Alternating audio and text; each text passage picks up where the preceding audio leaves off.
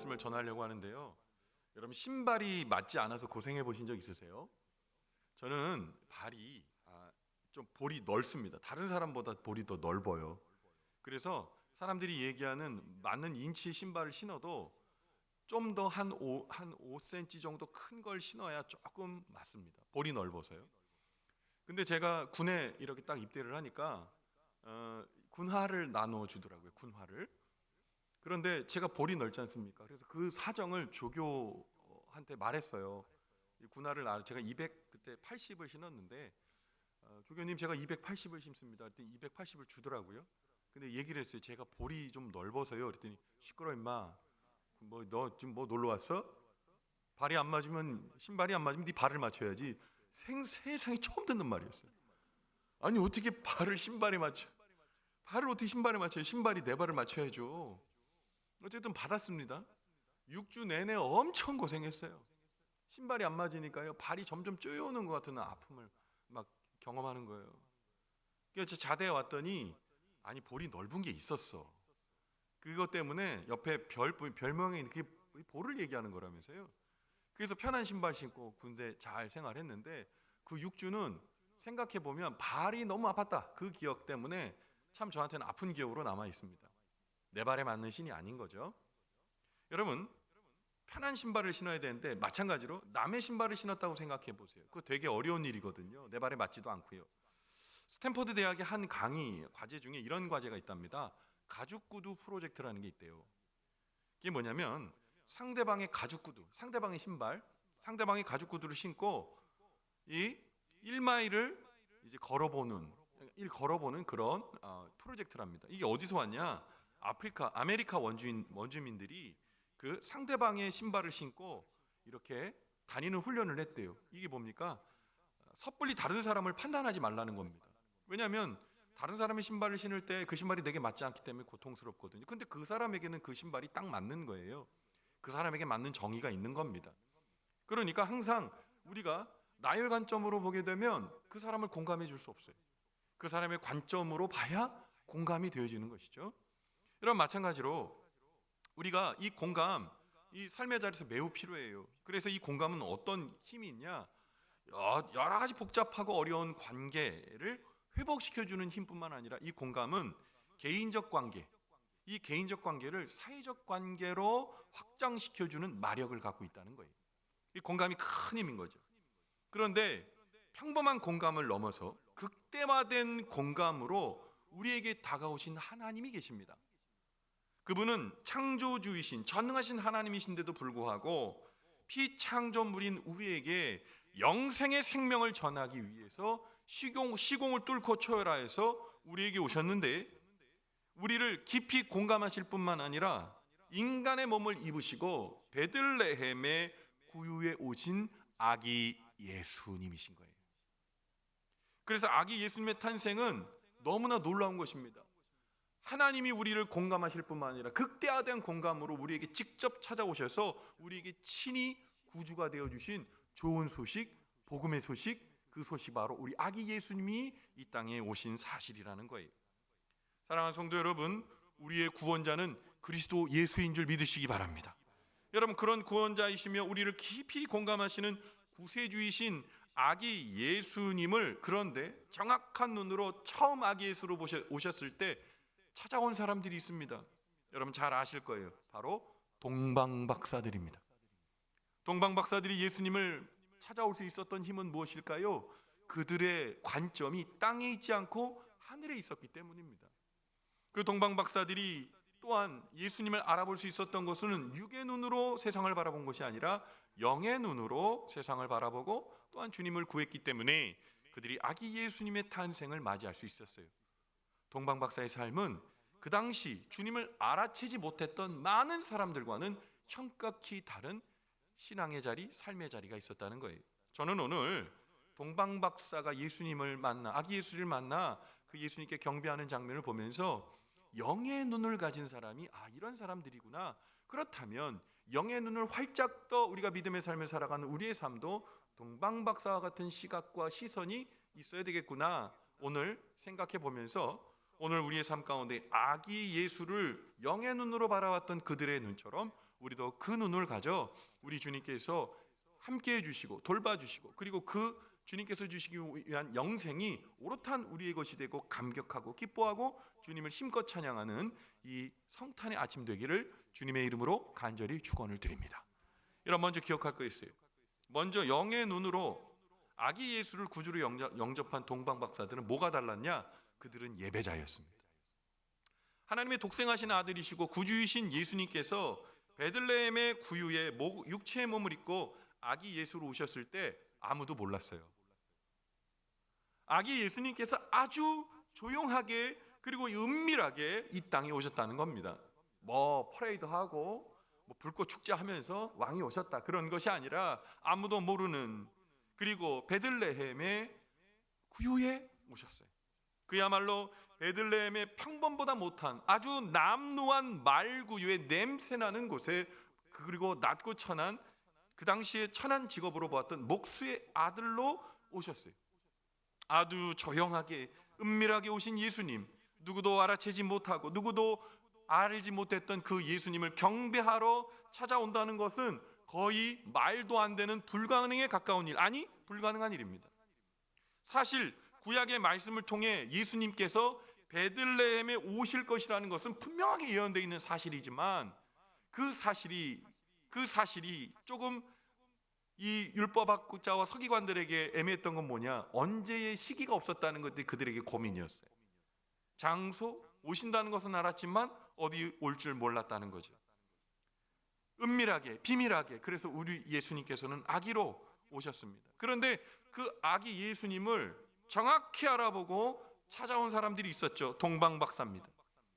근데 사실 아기 예수님을 누가 찾았다 하면 그 사람은 율법학자여야 돼요. 찾았다 그러면 그 사람은 서기관이어야 돼요. 왜냐하면 여러 가지 애언들을 가장 잘 알고 가장 절박하고 간절하게 기다리는 사람들이 그들이었어야 되거든요. 그런데 사실 예수님께서 오심에 대해서 누구보다 간절히 원하고 절박하게 찾아야 했던 이 종교 지도자들은 예수님이 태어나실 당시에 예수님이 오신 것 그 자체 사실도 모르고 있었어요. 어디에 태어나신지도 알지 못했고, 더군다나 아기 예수님이 메시아로 우리에게 오신지는 더더욱 몰랐습니다. 그런데 놀랍게도 물리적으로 엄청난 거리, 동방박사들은 지금의 이란, 페르시아 쪽에 있었던 사람이라고 추측되는데, 이란에서부터 베들레헴까지, 예루살렘을 경유해서 베들레헴까지 가는데 여러분 놀라지 마세요. 1700km입니다. 놀라지 말라고 진짜 놀라지 않으시니 1700km. 여러분 지금도요, 차 타고 비행기 타고 가도요 1700km 어마어마한 거리예요. 그런데 그 무려 1700km 그 거리를, 그것도 히브리 사람이 아닌 이란 사람, 페르시아, 동방의 그 사람들이 땅끝이라고 해도 무방할 만한 그 예루살렘을 거쳐 베들레헴까지 별을 보고 따라왔다는 겁니다. 구주이신 아기 예수님께 예물 드리고 만왕의 왕으로 경배하고 돌아갔어요. 그런데 그 동방박사들이 아기 예수님께 드린 예물을 마태복음 2장 11절에 이렇게 기록합니다. 집에 들어가 아기와 그의 어머니 마리아가 함께 있는 것을 보고 엎드려 아기께 경배하고 보배합을 열어 황금과 유황과 몰약을 드리니라. 아멘. 동방박사들이 아기 예수님께 경배하고 드린 예물은 황금, 유향, 몰약인데 초대교회의 교부였던 이레니우스라는 사람과 저스틴이라는 사람은 뭐라고 해석했냐? 지금의 이란 땅으로 추정되는 동방에서 온 이 박사들이 드렸던 이 세 가지 예물은 상징을 그 안에 함의하고 있다는 거예요. 먼저 황금은 아기 예수님이 왕이시라는 것을 의미하고 해석한다는 겁니다. 의미한다고 본다는 거예요. 또한 성정 방향제로 쓰였던 유향은 아기 예수님이 단순한 인간이 아니라 거룩한 하나님의 성품을 태어나고 이 땅에 오신 그야말로 하나님이시라는 뜻을 의미한다고 해석했고, 그리고 여러분 몰약은 뭡니까? 몰약은 죽은 시신에 발랐던 거예요. 몰약은 죽은 시신이 많이 부패하지 않기 위해서 발랐던 것인데, 방부제와 같은 것이었는데 아기 예수님께서 장차 인류의 모든 죄를 대신하시고 고난받고 십자가에 달려 죽는다는 십자가의 죽음을 의미한다고 해석했어요. 그야말로 예수님의 정체를 분명히 알았던 거예요. 누가요? 동방박사들이 말이죠. 그러니까 동방박사들이 아기 예수님께 드렸던 이 예물은 동방박사들이 보는 눈에는 이 아기 예수님이 온 세상의 왕이시고 참 인간인 동시에 참 하나님이시고 그럼에도 불구하고 십자가에 못 박혀 우리의 죄를 완벽하게 구원하실 메시아라는 것을 영의 눈으로 직관적으로 바라봤다는 거예요. 그리고 그들의 신앙 고백이 거기 머물러 있었다는 겁니다. 그야말로 동방박사들은 아기 예수가 온 인류의 구세주라는 것을 알고 끝난 것이 아니라 예물을 드리고 그 앞에 무릎 꿇고 예배했다는 거예요. 여러분, 신생아, 이제 막 태어난 신생아에게 무릎 꿇고 경배한다는 게 가능한 일입니까? 여러분, 그런 경험을 해보신 분 계세요? 애기 너무 기뻐, 무릎 꿇고 예배해야지, 이런 거 봤어요? 왕이기 때문에, 아기 예수가 왕이기 때문에 그 정체를 바라보고 깨닫고 무릎 꿇고 예배할 수밖에 없었다는 겁니다. 여러분, 우리는 표면적으로 보여지는 우리의 신앙의 내면을 볼 줄 알아야 돼요. 왜냐? 동방박사들은 하나님의 아들이신 예수님을 정확히 알아봤어요. 그런데요, 아까도 말씀드렸지만 이 예수님을 알아봐야 됐을 사람이 누구입니까? 율법학자들, 종교 지도자들 아니에요? 그들은 어떻습니까? 표면적으로 하나님도 알고 메시아도 기다린 것 같았지만 그 종교 지도자들의 내면에는 예수 그리스도가 있는 곳을 알리는 하늘의 별 따위는 그들에게 없었다는 거예요. 쳐다보지도 않았습니다. 그런데 여러분, 동방박사들을 보십시오. 표면적으로는 예수님을 알 수 있는 가능성이 거의 없는 사람들 아닙니까? 이란과 그리고 이 유대 베들레헴의 거리는 1700km의 물리적 간극이 있음에도 불구하고 그들이 하늘의 별을 보고 따라간 거예요. 아기 예수가 있을 곳을 따라간 겁니다. 표면적으로는 이방인이요 율법에 멀리 떨어진 자이지만 내면적으로는 아기 예수가 구주이심을 바라볼 줄 아는 진정한 해안을 갖고 있는 영적 눈을 가지고 있었다는 거죠. 자, 우리의 자리로 한번 돌아와 봅시다. 우리는 표면적인 교인입니까? 아니면 내면적인 교인입니까?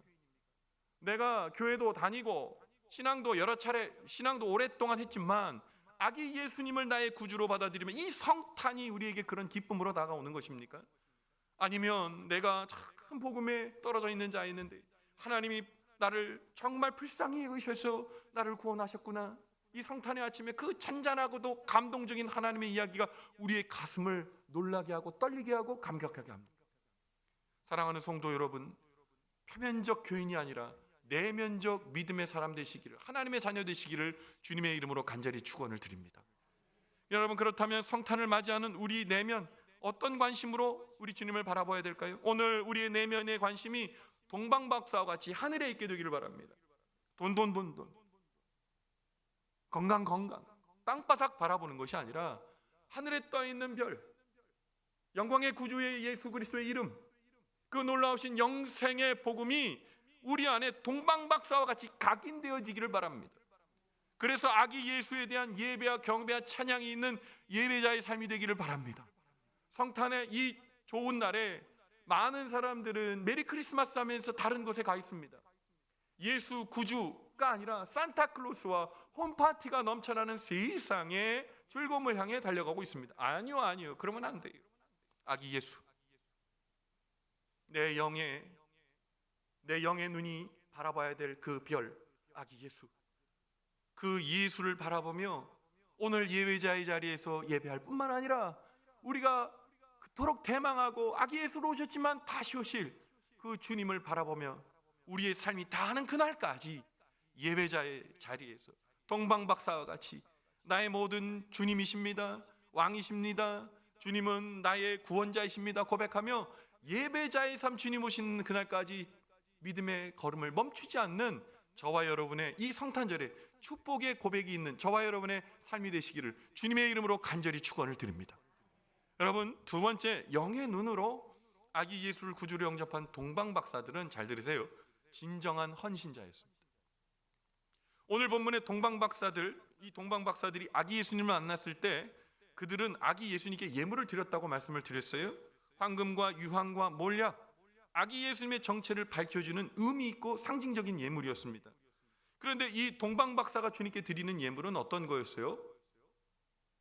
미리 준비되어야 됐던 귀중한 보물이었습니다. 여러분, 길거리 걸어가다가 황금 사실 수 있어요? 길거리 걸어가다가 귀한 선물 사실 수 있어요? 여러분, 우리가요 귀하고 중한 분 만날 때는요 미리 선물을 준비해 가지고요 그 선물을 보자기에, 예쁜 보자기에 싸기도 하고 잘 치장해서 드립니다. 근데 우리가 어디 급하게 갔는데 손님으로 갔는데 어떻게 선물을 준비 안 했어요. 근데 예상치 못하고 갔어요. 그리고 나한테 그렇게 막 준비하고 만날 그분은 아니었어요. 그럼 우리 선택이 뭡니까?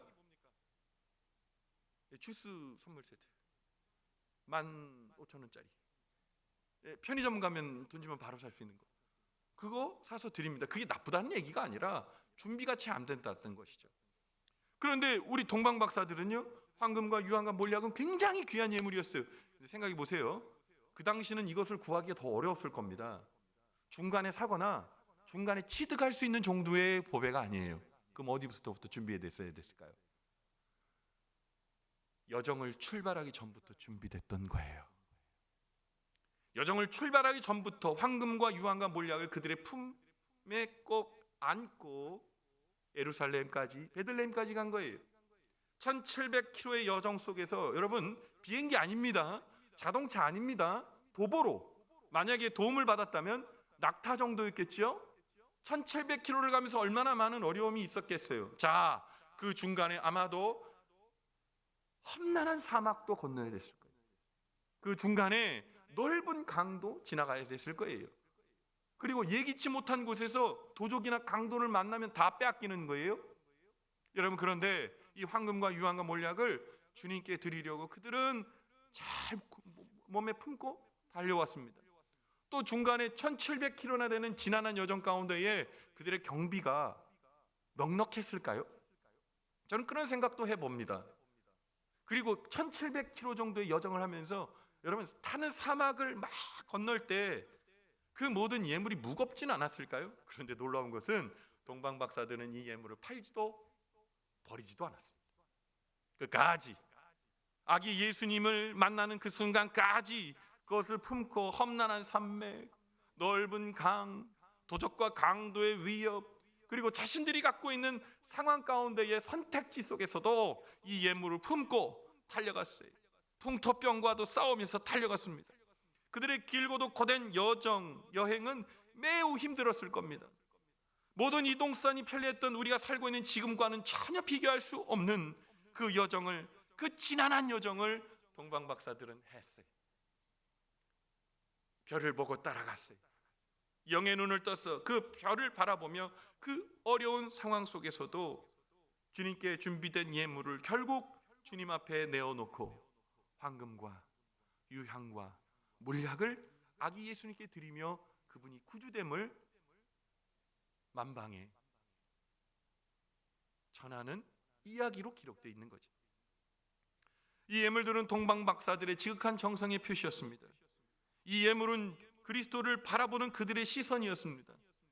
이 예물은 자신의 삶을 다 드리고자 하는 헌신의 표시였습니다. 동방 박사들이 준비하여 아기 예수님께 드린 이 예물은 그들이 구주이신 예수님께 드릴 수 있는 최선이면서 최고였던 거예요. 아기 예수님을 영의 눈으로 바라봤던 동방 박사들은 아기 예수님께 무릎을 꿇고 예물을 드리며 예수님께 헌신하는 모습으로 주님 앞에 나아갑니다. 예수님을 구주로 믿노라 하는 우리는 그러면 어떤 헌신의 모습으로 주님 앞에 서 있습니까? 여러분, 우리의 인생이 마치 동방 박사의 여정 같다고 생각하지 않으세요?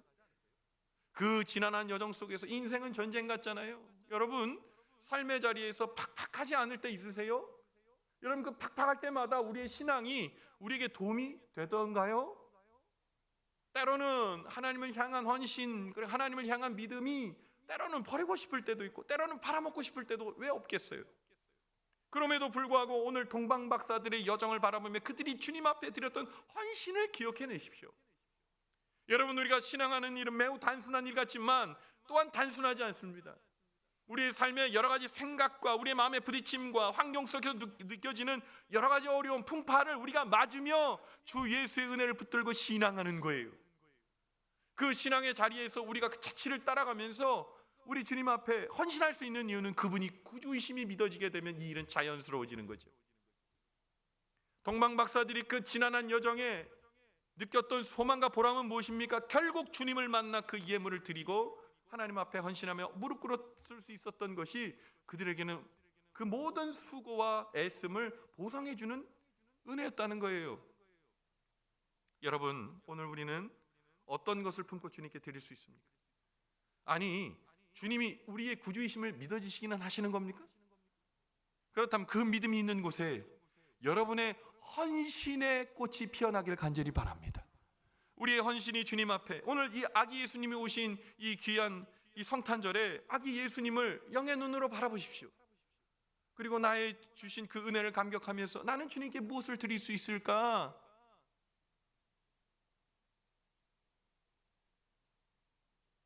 그 진정한 고민이 시작되기를 바랍니다.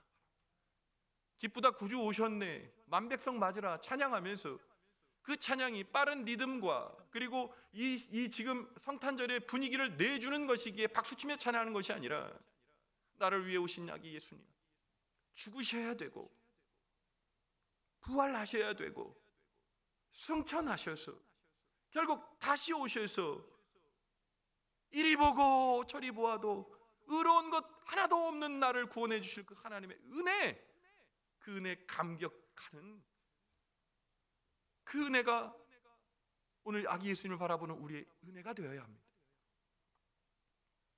오늘도 그날과 같습니다. 시간의 간극은 있지만 오늘도 그날입니다. 아기 예수님이 우리에게 오신 그날입니다. 사랑하는 성도 여러분, 영의 눈으로 아기 예수를 바라보았던 동방 박사와 같이 2022년 이 성탄절 오늘 우리의 아침이 우리의 영의 눈이 활짝 떠지는 아침, 그래서 오늘 하루만 구주 탄생 축하하며 기뻐하는 날이 아니라 이 땅에 사는 날 동안 매일같이 예수 그리스도를 이 땅에 보내주신 하나님의 사랑을 되새기면서 주님, 내가 사는 날 동안 주님 예배자로 살겠습니다. 주님, 내가 사는 날 동안 주님 앞에 드릴 것이 있는 헌신자로 살겠습니다. 그 고백이 세상의 다른 이 성탄의 어떤 고백보다 빛나는 고백, 그것이 저와 우리 모두의 고백 되기를 주님의 이름으로 간곡히 부탁을 드립니다. 오늘 주님께서 아기로 오신 이 거룩한 성탄을 맞이하면서 구주 예수 그리스도께서 주시는 평강이 우리 믿음의 망원지역의 믿음의 온 성도들의 삶에 함께 하시기를 주님의 이름으로 간절히 축원을 드립니다. 다시 한번 여러분 인사, 주님 앞에 평강의 인사를 보냅니다. 메리 크리스마스. 기도하겠습니다.